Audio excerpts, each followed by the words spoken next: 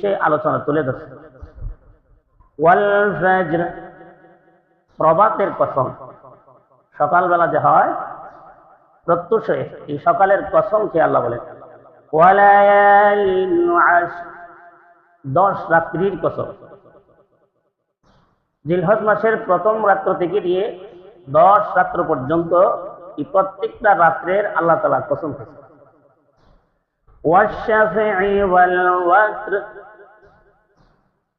জোড়া জোড়া রাত্রের কসম, কিংবা জোড়া জোড়া যত মাখলুক আল্লাহ সৃষ্টি করেছেন এই সবগুলোর কসম। ওয়াল ওয়াতর, এবং বেজোড় যত জিনিস আল্লাহ তাআলা সৃষ্টি করেছেন সেগুলোর কসম। মুফাসসিরিন কেরাম বলেন বেজোড়ের মধ্যে একটা বেজোড় হলো আল্লাহ নিজেই। আল্লাহ হলেন এক, ওনার কোনো দ্বিতীয় নাই, তেমনি বেজোড়। এরপরে আল্লাহ তাআলা বলেন ওয়াল্লাইলি ইযা ইয়াস, যেই রাত্র গত হয়ে গেছে, অতিবাহিত হয়ে গেছে, সেই রাত্রের কসম। হাদিস শরীফে আল্লাহ রাসূল সাল্লাল্লাহু আলাইহি ওয়াসাল্লাম বলেন মান সামা ইয়াউমা আরাফা, যেই ব্যক্তি আরাফার দিনে 9 জিলহজ আরাফার দিনে রোজা রাখবে, গফিরা লাহু সানাতাইন, তার 2 বছরের গুনাহ আল্লাহ তাআলা মাফ করে দিবেন।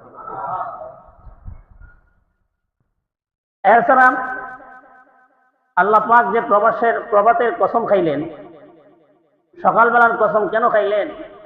সকালবেলার সময়টা প্রত্যেক মানুষের কাছে যেমন গুরুত্বপূর্ণ, প্রতিটি প্রাণীর কাছে ওই রকম গুরুত্বপূর্ণ, এবং আল্লাহর কাছে এর চেয়ে আরো বেশি গুরুত্বপূর্ণ।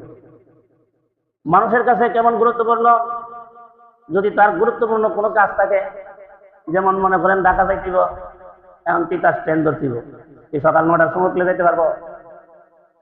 গুরুত্বপূর্ণ যত কাজ আছে সবগুলো সকাল সকাল করার জন্য মানুষ প্রস্তুত হয়ে যায়। এই জন্য মুফাসসিরিন কেরাম এই আয়াতের ব্যাখ্যায় এনেছেন, যেই ব্যক্তি সকালের নামাজ পড়বে তথা ফজরের নামাজ পড়বে, আল্লাহর রাসূল উম্মতের জন্য দোয়া করছেন, আয় আল্লাহ, আল্লাহুম্মা বারিক লি উম্মতি বুকুরান, হে আল্লাহ, আমার উম্মতের মধ্যে যারা সকাল সকাল কাজকর্মের জন্য ঘর থেকে বের হয়ে যাবে, সকাল সকাল যারা কর্মতে লিপ্ত হবে, তাদের ব্যবসা বাণিজ্য কর্মের মধ্যে আপনি বরকত দান করেন। কিন্তু আমরা আধুনিক মডেল, রাত 2টা পর্যন্ত ব্যবসা করব আর সকাল 10টা পর্যন্ত ঘুমাইব। আল্লাহর রাসূল বলেন তার ব্যবসার বরকত দিন দিন নষ্ট হবেই। কারণ আল্লাহ যেটা পছন্দ করে, রাসূল যেটা পছন্দ করে, যেই সময় বরকতের জন্য রাসূল দোয়া করছেন, এই সময় আপনি নাই। এবং আরো এই কথা উল্লেখ করছেন যে যত নামাজ আছে দৈনিক বান্দা বান্দি আল্লাহর হুকুমের কাছে যত নামাজ আদায় করে, সেই নামাজের মধ্যে ফজরের নামাজ হইল অত্যন্ত গুরুত্বপূর্ণ। ভাইয়ের আমার, আল্লাহর নবী সাহাবী রাহমাতুল লিল আলামিন সাহাবীদেরকে লক্ষ্য করে বললেন, সাহাবীরা জি, আমার উম্মতকে ফজরে নামাজ দেওয়া হয়েছে, এটা শুধু তাকে ঘুম থেকে জাগ্রত করার জন্য নয়, এই ফজরের নামাজ দেওয়া হয়েছে এই জন্য সকালবেলা যখন ফজরের নামাজের জন্য উঠবে তো তার কাজগুলি দ্রুত সে সমাধান করে ফেলতে পারবে। এই জন্য সকালবেলা ঘুম থেকে উঠে সর্বপ্রথম যদি আল্লাহর হুকুম ফজরের নামাজ আদায় করে, আল্লাহ তার কাজের মধ্যে, কামাইয়ের মধ্যে বরকত দান করবে। 2 নম্বর হলো সকাল সকাল তাকে ঘুম থেকে ওঠার জন্য, ব্যবসার জন্য এই ফজরের নামাজ সহযোগিতা করবে। আল্লাহর নবী বিশ্বনবী রাহমাতুল লিল আলামিন বলেন, ফজরের মধ্যে 2 রাকাত সুন্নাত নামাজ আছে, কেউ যদি এই 2 রাকাত সুন্নাত নামাজ কুল ইয়া আইয়ুহাল কাফিরুন আর সূরাতুল ইখলাস কুল হুয়াল্লাহ, এই 2টা সূরা মিলায়া যদি ফজরের নামাজের সুন্নাত আদায় করি, মহান আল্লাহ রাব্বুল আলামিন তাকে সারা দিন সমস্ত কুফরি ষড়যন্ত্র থেকে, কাফেরদের চক্রান্ত থেকে তার ঈমানকে হেফাজত করবেন।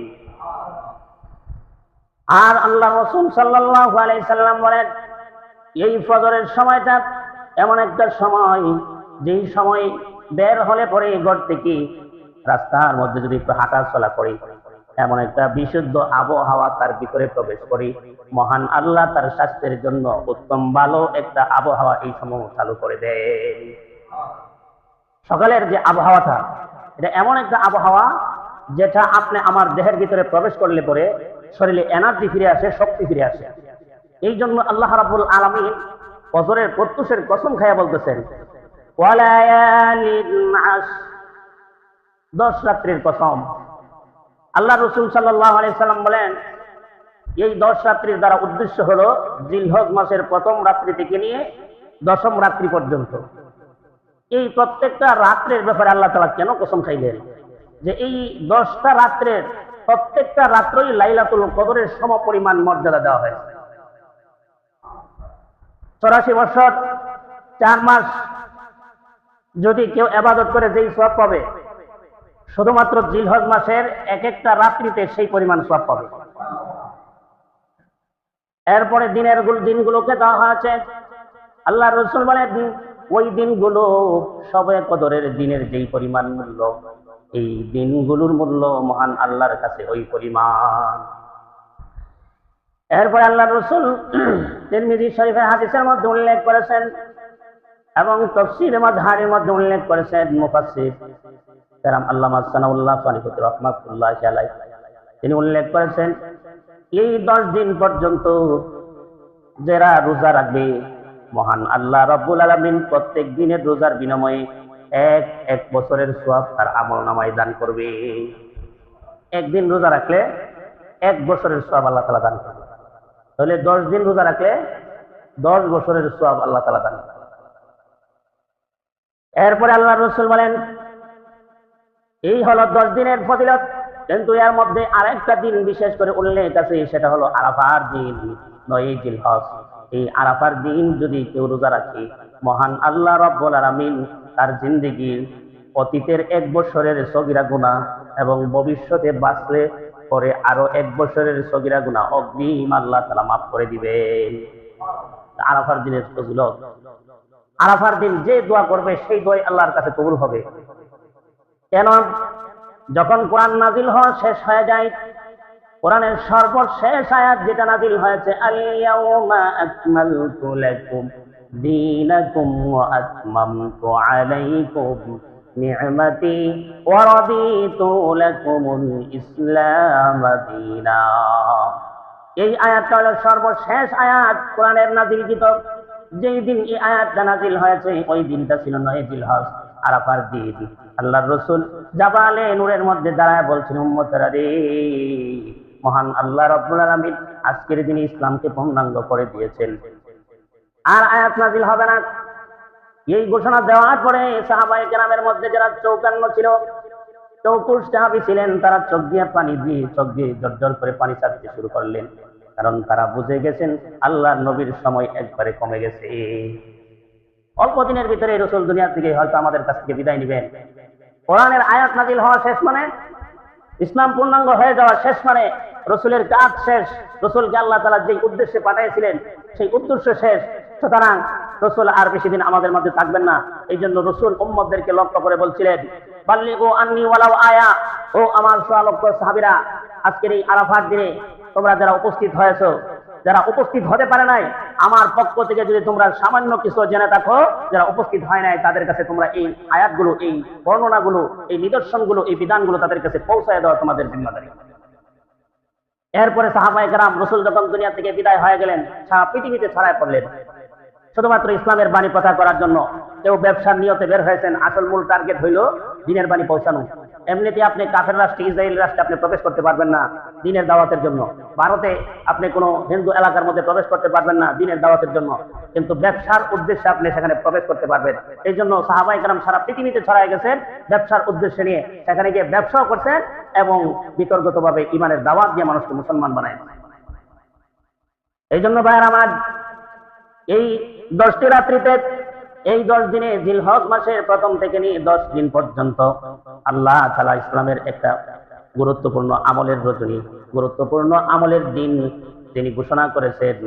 এই 9 জিলহজ, 10 জিলহজ পর্যন্ত, পহেলা জিলহজ থেকে যারা কুরবানি দেওয়ার নিয়ত করবে, যাদের আগ্রহ আছে, যাদের অর্থ সম্পদ আল্লাহ দান করেছেন, যারা কুরবানি দেওয়ার নিয়ত আছে এবং যাদের নিয়ত নাই, তৌফিক নাই, এমনও হতে পারে একই প্রথম জিলহজ থেকে তাদের নখ, চুল এবং অন্যান্য পশম কাটা থেকে তারা বিরত থাকবে। আল্লাহ রাসূল বলেন, কেউ যদি কুরবানি দেয় তার জন্য নখ কাটা বন্ধ রাখবে, চুল কাটা বন্ধ রাখবে, গোঁফ কাটা বন্ধ রাখবে, যারা কোরবানি দিতে পারে নাই, তৌফিক নাই, তারাও চুল, নখ, গোঁফ, অন্যান্য পশম কাটা বন্ধ রাখবে।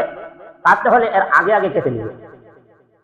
ঈদের নামাজ পড়ে কোরবানির পশু থাকলে কোরবানি দিয়ে অথবা কোরবানি দেওয়ার আগে হাতের নখ চুল কেটে দিবে, তথা নামাজের পরে হতে হবে। যদি কোরবানি দেওয়ার পরে হাতের নখ, গোঁফ, চুল, বিভিন্ন পশম কাটার যদি হয়, তাহলে আল্লাহর রাসূল বলেন এক একটা পশমের বিনিময়ে, এক একটা নখের বিনিময়ে তার আমলনামায় এক একটা কোরবানির সওয়াব দান করবেন আল্লাহ। আর তো জোরে বলেন সুবহানাল্লাহ।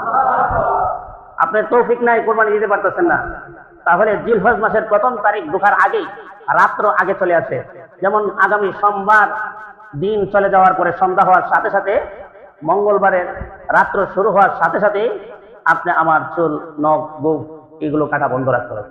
যদি রাখতে পারি, আবার জিলহজের 10 তারিখ কোরবানির পরে বা কোরবানির আগেও নামাজের পরে যদি আমরা কাটি, তাহলে গরিব হওয়া সত্ত্বেও কোরবানি না দেওয়া তৌফিক নাই তারপরও এই নিয়ম, এই সুন্নত মানার কারণে প্রত্যেকটা চুলের বিনিময়ে, প্রত্যেকটা নখের বিনিময়ে আল্লাহ তাআলা তার আমলনামায় এক একটা পশু কোরবানি করার সওয়াব দান করেন।